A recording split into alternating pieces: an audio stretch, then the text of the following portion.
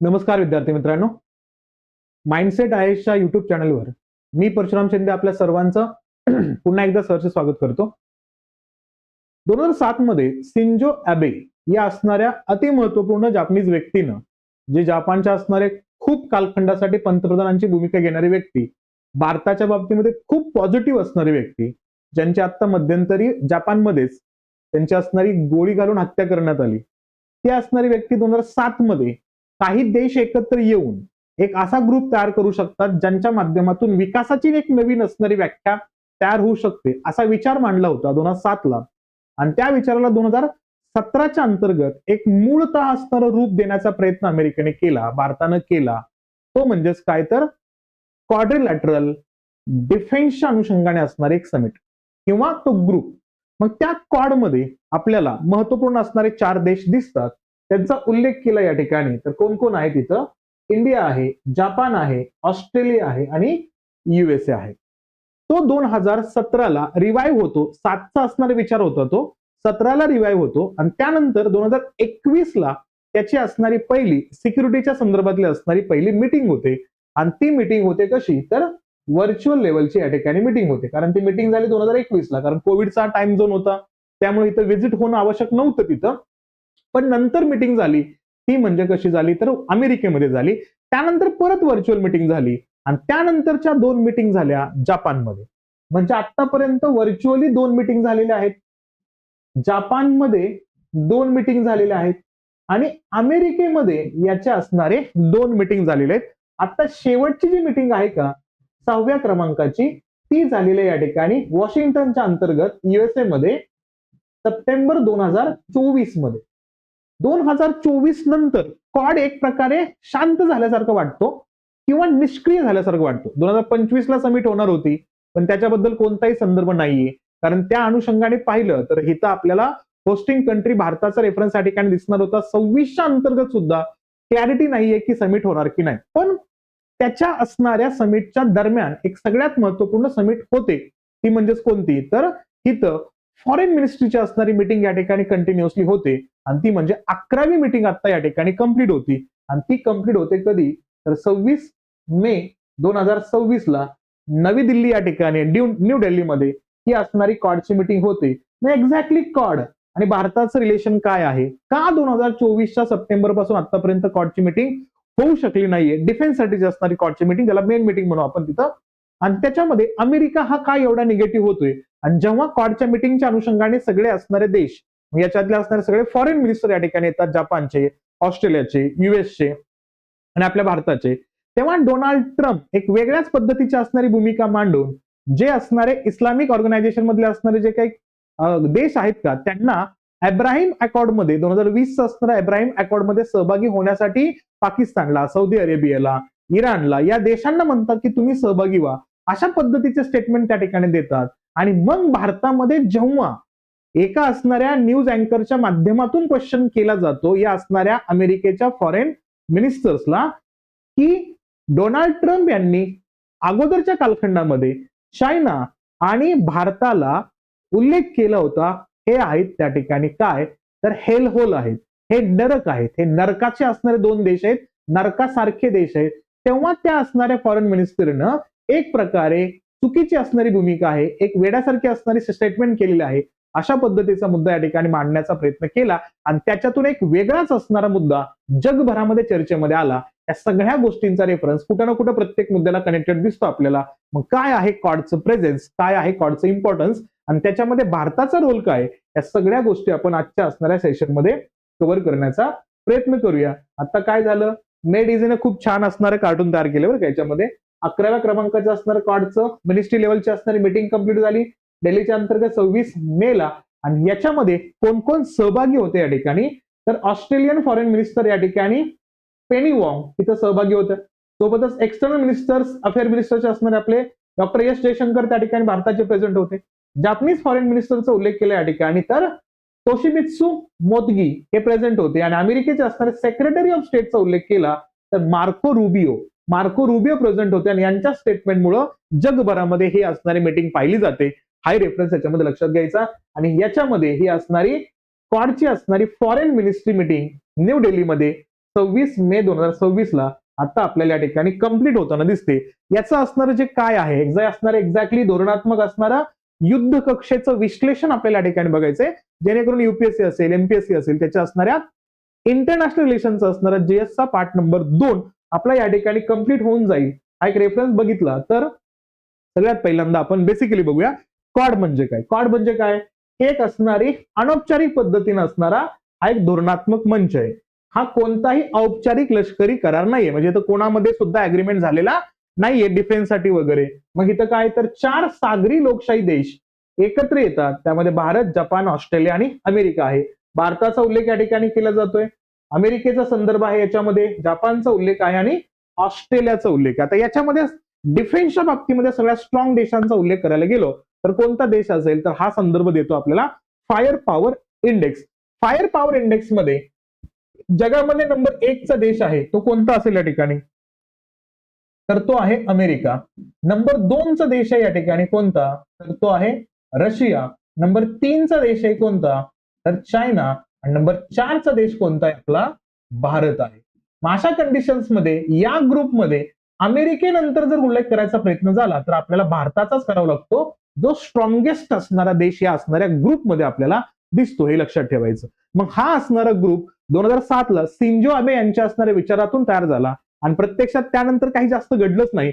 17 ला परत काय करण्यात आला, त्याला डोनाल्ड ट्रम्प यांच्याच असणाऱ्या पहिल्या कार्यकालामध्ये पुनर्जीवित करण्यात आलं होतं आणि 2021 पासून कंटिन्युअसली त्याच्या असताना मिटिंग होत होत्या, पण 24 नंतर त्यांच्या मिटिंग होताना दिसत नाहीयेत. हाही रेफरन्स याच्यामध्ये लक्षात घेणं गरजेचं आहे. मग हे सगळे पॅसिफिक ओशन मध्ये, हे कुठे सगळे देश पॅसिफिक ओशन मध्ये चायनाचा प्रेझेन्स कमी व्हावा आणि यांचा डॉमिनन्स वाढावा यासाठी हे देश एकत्र आले होते. हाही त्याच्या पाठीमागचा असणारा एक हेतू आपल्याला या ठिकाणी दिसतो. मग आता असणारा जो सगळ्या 11वी असणारी परराष्ट्र मंत्र्यांची बैठक आहे ना, याच्यामध्ये जर बघितलं आपण या ठिकाणी तर हा ऑपरेशनल पिवोट होतो. म्हणजे प्रत्यक्षात याच्या अंतर्गत एक सॉफ्ट डिप्लोमॅसीचं रूपांतर हार्ड डिप्लोमॅसीमध्ये त्या ठिकाणी किंवा हार्ड स्टेटक्राफ्ट मध्ये आपल्याला रूपांतरित होताना दिसतो. म्हणजे इथं प्रत्यक्षात चायनाला काउंटर करण्यासाठी बऱ्याचशा गोष्टी बोलल्या जातात आणि प्लस या देशांमध्ये एक वाक्यता यावी, या देशांमध्ये विकास व्हावा यासाठी पण बऱ्याचशा गोष्टी बोलल्या जातात. फक्त सॉफ्ट डिप्लोमसी न ठेवता एक तिथं प्रत्यक्षात प्रत्येक देशाची असणारी स्वतःची मूळ भूमिका मांडण्याचा प्रयत्न या ठिकाणी केला जातोय. या समिटमध्ये आंतरराष्ट्रीय पुरवठा साखळीतील अडथळ्यांना या ठिकाणी थेट प्रत्युत्तर द्यायचे, केवळ राजनैतिक संकेताचा पलीकडे जाऊन पायाभूत सुविधा आणि सागरी अर्थकारणावरती सुद्धा या असणाऱ्या फॉरेन मिनिस्ट्रीच्या बैठकीमध्ये खूप महत्वाचे असणारे स्टेटमेंट आपल्याला होताना दिसतात. म्हणून या क्वाडच्या मीटिंगकडे जगाचं लक्ष या ठिकाणी वेधलेलं आहे. या असणाऱ्या क्वाडच्या मीटिंगमध्ये कोणकोणत्या गोष्टी बोलल्या जात आहेत तर याचा उल्लेख केला तर 20 अब्ज अमेरिकन डॉलरचा असणारा क्रिटिकल मिनरल्स फ्रेमवर्क लक्षात घ्यायचं. या क्रिटिकल मिनरल्सच्या बाबतीमध्ये जर बघितलं तर म्यानमारला सुद्धा एक प्रकारे आपण यूज करतोय असाही रेफरन्स याच्यामध्ये दिसतोच कंटिन्युअसली. पण क्रिटिकल मिनरल्सच्या बाबतीमध्ये कंटिन्युअसली चायना डॉमिनेट तर करतोय, तैवान सुद्धा त्याच्यामध्ये आहे. याच्या अंतर्गत मग चायनाची मक्तेदारी मोडून काढण्यासाठी पुरवठा साखळी सुरक्षित करण्याचा प्रयत्न करायचा असा विचार या ठिकाणी क्वाडच्या असणाऱ्या या मिनिस्ट्रीच्या असणाऱ्या फॉरेन मिनिस्ट्रीच्या असणाऱ्या मीटिंगमध्ये आपल्याला होताना दिसते. सोबतच काय सागरी पार्ट ठेवणं ही खूप गरजेचं असेल. म्हणजेच काय ठिकाणी इथं इंडो पॅसिफिक मेरिटाईमच्या अंतर्गत असणारा जो काय सिक्युरिटीचा असणारा झोन आहे का तो मेंटेन करण्याचा प्रयत्न या ठिकाणी असणार आहे. म्हणजे भारतीय जो उपसागर आहे किंवा भारतीय असणाऱ्या इंडियन ओशनचा उल्लेख करू आणि पॅसिफिक ओशनचा उल्लेख करू तर या दोघांमध्ये प्रेझेन्स राहावा यासाठी हे क्वाड ग्रुप या ठिकाणी ऍक्टिव्ह होत आहेत आणि बेकायदेशीर सागरी हालचालींवरती आपल्याला रिअल टाइम लक्ष ठेवण्यासाठी समन्वय करायचा आहे. यासाठी हे सगळे एकत्र येताना दिसतात आणि ऊर्जा सुरक्षेचा सुद्धा पुढाकार करायचा आहे असा निर्णय या ठिकाणी दिसतो. प्रादेशिक ऊर्जा लवचिकता आणि अचानक होणाऱ्या सागरी नाकेबंदीला तोंड देण्यासाठी हे एकत्र येत आहेत. म्हणजे काय, आता इराणचा असणारा प्रश्न जेव्हा समोर आला, इराण आणि इस्रायलच्या असणाऱ्या युद्धाच्या अनुषंगाने नक्कीच याच्यामध्ये अमेरिका डॉमिनन्स करताना दिसतोय. पण इथं स्टेट ऑफ हॉर्मझ ज्या पद्धतीने अडकला गेला त्याच्या असणाऱ्या परिणामांना जगाला सामोरं जावं लागतंय. आपल्या भारताला तर खूप क्रिटिकल फेजमध्ये या ठिकाणी सामोरं जावं लागत आहे. अशा सिच्युएशन मध्ये आपण काय करायचंय तर त्याचा असणार एक ऑप्शन आपल्याकडे असलं पाहिजे आणि जी कंटिन्युअसली अशा पद्धतीचे असणारे बंद होतील, नाकेबंदी केली जातील, त्याला पर्याय तयार करण्याचा प्रयत्न केला पाहिजे. यासाठी हे 4 देश एकत्र येऊन बोलण्याचा प्रयत्न करतात आणि त्याच्यामध्ये सगळ्यात महत्वाचा फोकस केला जातोय फिजी बंदरावरती. म्हणजे काय लक्षात घ्यायचं, हे फिजी बंदर कुठं आहे तर आपल्याला दिसतं या ठिकाणी ऑस्ट्रेलिया आणि न्यूझीलंडच्या असणाऱ्या नॉर्थ ईस्ट साईडला आपल्याला दिसतो हा असणारा फिजी देश. आणि या फिजी देशांच्या ज्याला आपण काय म्हणू शकतो, ओशनियाच्या झोनमध्ये आपल्याला दिसतो, जिथं आपल्याला या ठिकाणी सोलोमन आयलंड सारखे असणारे लहान लहान असणारे बेट दिसतात. कोरल सी दिसतो तुम्हाला या ठिकाणी. साऊथ पॅसिफिक ओशनचा रेफरन्स दिसतो इथं. तर इथं आहे फिजी आणि या फिजी देशामध्ये असणारा इथं बघा सुवा असेल, वितुलिव्हो असेल, विनाउलिव्हो असेल, हे महत्वपूर्ण आयलंड आहेत. आणि इथं असणारा फिजी पोर्ट आहे का, त्या फिजी पोर्टवरती फोकस केलं जाते. या असणाऱ्या संपूर्ण मीटिंग मध्ये सांगण्यात आलं की यालाच आपल्याला काय करायचंय, पर्यायी असणारा रूट म्हणून त्या ठिकाणी युज करायचंय. म्हणून या असणाऱ्या पोर्टचा रेफरन्स हायलाइट करताना दिसतात. मग फिजी बंदराला पायाभूत सुविधा डेव्हलप करायचे, पोर्ट्स ऑफ द फ्युचर, भविष्यातला असणारा बंदर म्हणून याला डेव्हलप करायचे. आणि पॅसिफिक बेटांमधील असणाऱ्या चीनच्या चेकबुक डिप्लोमसीला या ठिकाणी उत्तर द्यायचे. कारण चेकबुक डिप्लोमसी म्हणजे काय, चायना काय करतो, डेप ट्रॅप तयार करतो. BRIच्या माध्यमातून बेल्ट अँड रोड इनिशिएटिव्ह 2013चा आहे, त्यांच्या माध्यमातून तो वेगवेगळ्या देशांना कर्ज देतो आणि त्या कर्जाच्या असणाऱ्या मोबदल्या अनुषंगाने ते देश त्यांना तिथले असणारे सगळ्या गोष्टी युज करण्याचा प्रयत्न करून देतात. त्या ठिकाणी मग तिथला असणारा सागरी मार्ग असेल तो ओपन करण्याचा संदर्भ असतो, पोर्ट असतील ते लीजवरती दिले जातात. म्हणजे एक प्रकारे त्या असणाऱ्या चायनाचं पूर्ण कंट्रोल त्या असणाऱ्या देशावरती होतं. त्याला काउंटर करण्यासाठी फिजी बंदरला डेव्हलप करायचे. सोबतच डिजिटल कनेक्टिव्हिटी करायची. 2026 अखेरपर्यंत सर्व पॅसिफिक बेट देशांसाठी सुरक्षित अंडरसी केबल पूर्ण करण्याची प्रतिज्ञा घेतली. आता या असणाऱ्या संपूर्ण असणाऱ्या पॅसिफिक ओशन मधले जेवढे बेट असतील त्या सगळ्यांना काय करायचे, फायबर ऑप्टिकल केबलच्या माध्यमातून समुद्रातून केबल टाकून द्यायची आणि इंटरनेटची कनेक्टिव्हिटी त्यांच्यापर्यंत पोहोचली पाहिजे. यासाठी आपण 2021 ला डीप ओशन मिशनच्या अनुषंगाने आपण आपल्या असणाऱ्या अंदमान निकोबार पर्यंत चेन्नईपासून फायबर ऑप्टिकल केबल नक्की टाकले. कारण का आपल्याला साऊथ एशियन असणाऱ्या देशांसोबत आपल्याला इंटरनेट विकायचंय त्यांना, त्या अनुषंगाने आपण प्लॅन करतोय. तर आपण हा असणारा निर्णय जर या क्वाड देशांनी कंप्लीट केला तर आपलाच तो इंटरनेट तिथपर्यंत स्ट्रॉंगली पोहोचू शकतो. नक्कीच याच्यामध्ये अमेरिकेचा असणार प्रेझेन्स असल्या कारणानं स्पेस एक्सचा असणारा स्टारलिंकचा जो प्रोग्राम आहे का, तिथं असणारा जो मुद्दा येणारच आहे ते सुद्धा सेल करतील. पण आपल्याला पण एक ऑपॉर्च्युनिटी दिसते, त्यामुळे कनेक्टिव्हिटी स्ट्रॉंग होणार आहे आणि ते डिजिटल कनेक्टिव्हिटी आपल्याला पॅसिफिक बेटांसोबत होताना दिसणार आहे. हे इथं लक्षात ठेवणं गरजेचं आहे. सोबतच काय करतोय आपण इथं, एक दुहेरी कोंडी सोडवण्याचा प्रयत्न करतोय. इथं आहे जिओ पॉलिटिकल संकट. जिओ पॉलिटिकल संकटचा उल्लेख केला तर स्टेट ऑफ हॉर्मोज आणि रेड सी हा सगळ्यात महत्वाचा आता सध्या जगामध्ये चर्चेचा विषय या ठिकाणी ठरतोय. इराणकडून व्यावसायिक वाहतुकीवरती निर्बंध होतोय. हौती बंडखोरांचे हल्ले या ठिकाणी होताना दिसतात. जो तुम्हाला असणारा एरिया दिसतो ना तो लक्षात ठेवायचा, हा आहे या ठिकाणी state of Hormuz. State of Hormuz काय करतो या ठिकाणी, हा असणारा जो पर्शियन गल्फ आहे आणि इथला असणार गल्फ ऑफ ओमान आहे, तिथून जी रहदारी आहे ती येण्यासाठी असणारा हा आहे स्टेट ऑफ हॉर्मोज. आणि इथं कंट्रोल आहे एक प्रकारे इराणचं. आणि त्याच्यासाठी मग पर्यायी वापर करायचा असेल तर रेड सी आहे. रेड सीच्या वरती जर आपण या ठिकाणी गेलो तर इथं आहे इजिप्त. इजिप्तच्या वरती या ठिकाणी दिसतो तुम्हाला सुएझ कॅनल.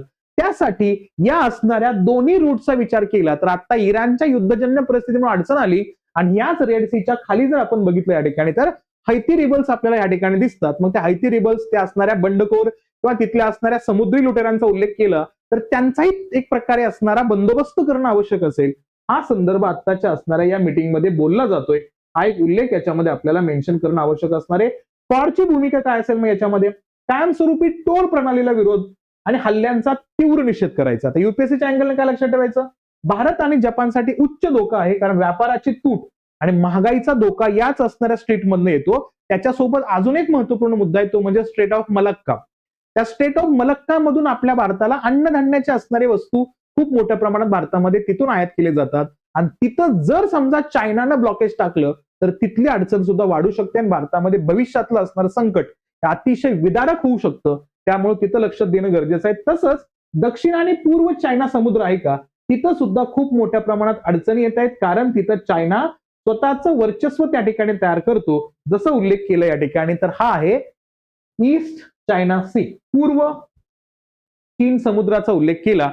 चीन, साऊथ कोरिया आणि जपान यांच्या असणाऱ्या पेनिन्सुलामध्ये आपल्याला या ठिकाणी दिसतो हा असणारा ईस्ट चायना सी. त्याच्याच खाली थोडंसं गेलो आपण तर त्या ठिकाणी दिसतो आपल्याला अति महत्वाचा अति चर्चेमध्ये असलेला कोणता तर साऊथ चायना सी. आणि या साऊथ चायना सीला सराउंडिंग असणारे देश आहेत का हे कंटिन्युअसली चायनाच्या ऑपोजिट असणारी आपली भूमिका या ठिकाणी तयार करताना दिसतातच आणि भारत त्यांना मदत पण करतो. जसं की फिलिपिन्स या देशाला आपण आत्ताच ब्राह्मोस सेल केलेला आहे, त्यासोबतच व्हिएतनाम सारखा देश सुद्धा आपल्याला या ठिकाणी या पद्धतीनं मागणी करतोय याच असणाऱ्या ब्राह्मोसची, जेणेकरून त्याला चायनावरती काउंटर करण्यासाठीचा संदर्भ या ठिकाणी मिळू शकतो. इथं सगळ्यात महत्वाचा देश आहे तायवान. मग वरती असणारा महत्वपूर्ण असणारा मुद्दा कुठला? ईस्ट चायना सी आणि साऊथ चायना सी यांच्यामधला असणारा चायनाचा प्रेझेन्स आहे तो कमी करायचंय, यासाठी क्वाड ग्रुप आता या असणाऱ्या मीटिंगमध्ये चर्चा करताना दिसतात.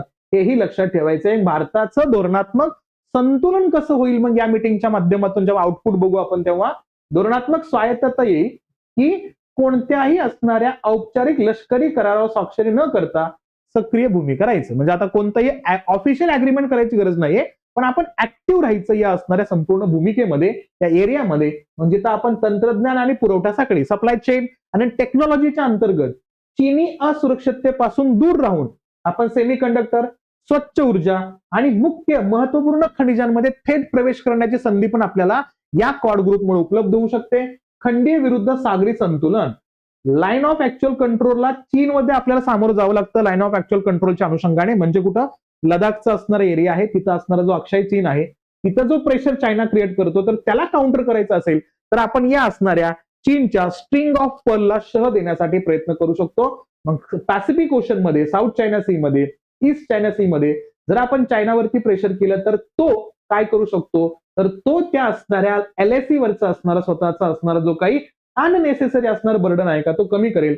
त्याच्यासोबतच 1963 ला पाकिस्ताननं आपल्याच भारताच्या असणाऱ्या भूभागाचा एक सगळ्यात महत्वपूर्ण मुद्दा तो आहे त्या ठिकाणी कोणता? सियाचीन ग्लेशियरचा वरचा असणारा शॅक्सगॅम व्हॅली पाकिस्ताननं चायनाला दिलेला आहे. तिथं आता चायना मागच्या वर्षापासून कन्स्ट्रक्शन करतोय, तर तिथलाही असणारा त्याचा प्रेझेन्स आपण या प्रेशरमुळे कमी करू शकतो, हेही लक्षात ठेवायचं. निव्वळ सुरक्षा प्रदाता इथं बघितलं आपण या ठिकाणी तर इंडियन ओशन रिजन मध्ये आपण शांतता आणि स्थिरता प्रस्थापित करण्यासाठी दिल्लीचं स्थान बळकट करू शकतो, म्हणजे भारताला स्ट्रॉंग बनवू शकतो, हा एक उल्लेख याच्यामध्ये असेल. पण एवढंच आहे का? नाही, याच्यामध्ये आपल्याला काही चॅलेंजेस पण आहेत. कोणते? तो गंभीर आव्हाने आपल्याला शिखर परिषदेचं जडत्व. कारण का? ही आता क्वाड लीडरची असणारी समिट होतच नाहीये. परराष्ट्र मंत्र्यांच्या बैठका होतात, परंतु इथं क्वाड लीडर समिट वारंवार पुढे ढकलल्या जात आहेत. आतापर्यंत आपण सिक्युरिटीच्या अनुषंगाने डिफेन्सच्या बाबतीमध्ये बघितलं तर फक्त 6 समिट होताना बघितल्या. धोक्याचं चिन्हांचं आकलन केलं तर अमेरिका, ऑस्ट्रेलिया, जपान सुरक्षा करारांनी बांधले गेलेले आहेत, पण भारतासोबत कोणताही सुरक्षा करार नाहीये. म्हणजे अमेरिकानं ऑस्ट्रेलिया आणि जपानवरती हल्ला केला तर अमेरिका सपोर्टला जाणार, भारतावरती हल्ला केला तर अमेरिका सपोर्टला जाईल अशा पद्धतीची कोणती क्लॅरिटी नाहीये. रशियन तेल आयातीबाबत सुद्धा भारताची सावधगिरी दिसते. अमेरिकेच्या परमिशनच्या माध्यमातूनच आता आपण रशियाकडनं ऑइल परचेस करतोय, हे त्याच्यामध्ये येतो. सुरक्षा विरुद्ध विकास कोंडीचा संदर्भ याच्यामध्ये येतोय. क्वाड स्वतःला ग्लोबल गुड मानतो आणि त्याच्या माध्यमातून आपल्याला खूप मोठी भूमिका स्ट्रॉंग करायची आहे व्यापाराच्या दृष्टिकोनातून, हे आपण याच्यामध्ये आणणं आवश्यक असणार आहे. मग त्यामध्ये आपली असणारी मास्टर ब्लूप्रिंट काय असेल?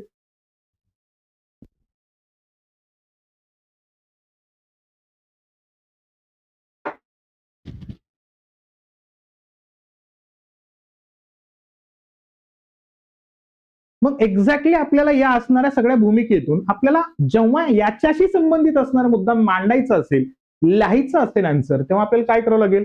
आपल्याला संदर्भ द्यावे लागतील, त्याची कारणं द्यावी लागतील. जसं की हॉर्मुझ मधील ऊर्जा नाकेबंदी असेल, दक्षिण चीन समुद्रातली असणारी चीनची बळजबरी असेल, सॉफ्ट कडनं हार्ड कूटनीतीकडे आपली असणारी वाटचाल असेल, त्याही गोष्टींना मेन्शन करावं लागेल आपल्याला. सोबत बघितलं तर भारतासाठी उपयोग काय?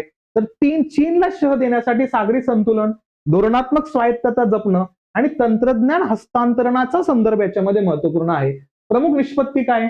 20 अब्ज अमेरिकन डॉलरचा क्रिटिकल मिनरल्स फ्रेमवर्क तयार करू शकतो. सागरी पाळत ठेवणे, फिजी बंदर आणि डिजिटल कनेक्टिव्हिटीच्या माध्यमातून आपल्याला तिथे एक सिक्युरिटी मिळते. आणि मर्यादा काय? लष्करी ताकदीचा अभाव, शिखर परिषदांना होणारा विलंब आणि रशिया पाश्चिमात्य देशांसोबतचे भिन्न दृष्टिकोन, या सगळ्या गोष्टींचा विचार करून आपल्याला ह्या मुद्द्यांना रिप्रेझेंट करणं गरजेचं आहे. या असणाऱ्या क्वाडच्या फॉरेन मिनिस्ट्रीच्या असणाऱ्या समिटला जर आपल्याला समअप करायचं असेल तर या पद्धतीने आपण इथं समअप करू शकतो. ठीक आहे, समजते?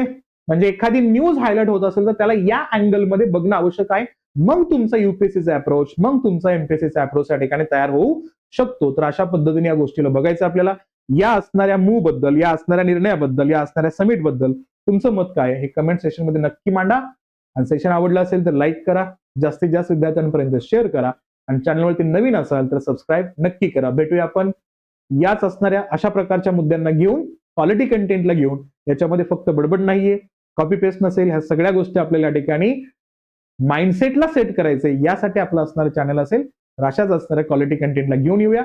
तोपर्यंत काळजी घ्या आणि अभ्यास करत राहा आणि चॅनलवरती नवीन असाल तर सबस्क्राईब नक्कीच करा. भेटूया आपण नेक्स्ट सेशनला. तोपर्यंत काळजी घ्या, अभ्यास करत राहा. थँक्यू.